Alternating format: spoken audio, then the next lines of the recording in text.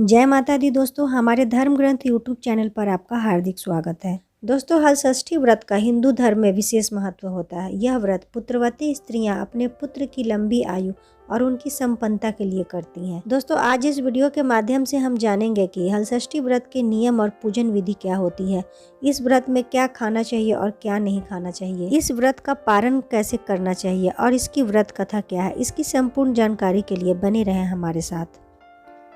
भाद्रपद माह के कृष्ण पक्ष की षष्ठी तिथि को हलषष्ठी का व्रत रखा जाता है। दोस्तों, यह पर्व हल छठ व्रत, हल छठ, चंदन छठ, तीन छठी, तिन्नी छठ, लल्ही छठ, कमर छठ इत्यादि कई नामों से जाना जाता है। इस दिन हलषष्ठी माता की पूजा की जाती है। यह व्रत बलराम जी के जन्म के उपलक्ष्य में भी मनाया जाता है।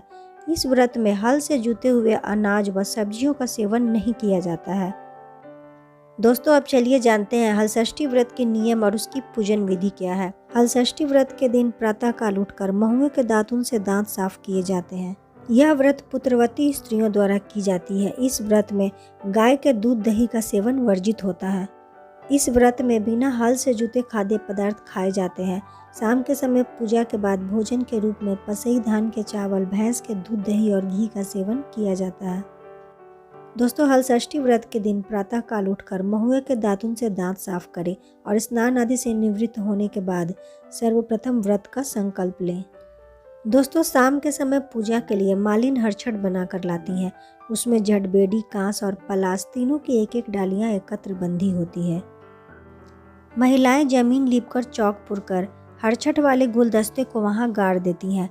कच्चे सूत का जनेऊ पहनाकर तब उसको चंदन, अक्षत, धूप दीप, नैवेद्य आदि से पूजा करती हैं। पूजा में सतनजा यानी 7 प्रकार के अनाज, गेहूं, चना, ज्वार, अरहर, धान, मूंग, मक्का चढ़ाकर सूखी धूली, हरी कजरिया, होली की राख और होली की भुनी हुई गेहूं की बाल भी चढ़ाती हैं। इसके अलावा कुछ गहना, हल्दी से रंगा हुआ कपड़ा आदि चीज़ों को भी हरछठ माता को अर्पित की जाती है। पूजा के अंत में भैंस के मक्खन का भोग किया जाता है और कथा कही जाती है। दोस्तों, पूजा के बाद भोजन में पसई धान के चावल और भैंस के दूध से बनी वस्तुओं को खाकर व्रत को संपन्न किया जाता है। दोस्तों, आइए सुनते हैं हलषष्ठी व्रत कथा। एक ग्वालिन थी, वह दूध बेचकर अपना जीवन यापन करती थी। वह गर्भवती थी। एक दिन जब वह दूध बेचने जा रही थी तो उसे प्रसव का दर्द शुरू हुआ। वह समीप के एक पेड़ के नीचे जाकर बैठ गई और वहां उसने एक पुत्र को जन्म दिया।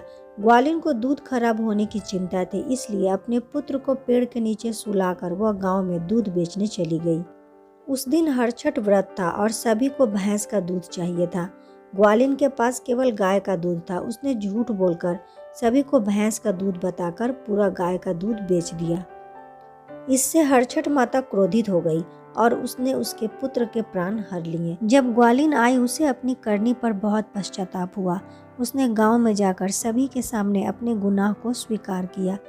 सभी से पैर पकड़कर क्षमा मांगी। उसके इस तरह से विलाप को देखकर उसे सभी ने माफ कर दिया, जिससे हरछठ माता प्रसन्न हो गई और उसका पुत्र जीवित हो गया। उसी समय से पुत्र की लंबी आयु के लिए हरछठ माता का व्रत एवं पूजन किया जाता है। कहा जाता है कि जब बच्चा पैदा होता है तब से लेकर 6 माह तक छठी माता बच्चे की देखभाल करती हैं, उसका पूरा ध्यान रखती हैं। इसलिए बच्चे के जन्म के 6 दिन बाद ही छठी माता की पूजा की जाती है। हरछठ माता को बच्चों की रक्षा करने वाली माता भी कहा जाता है। इस प्रकार हरछठ व्रत की कथा संपन्न होती है।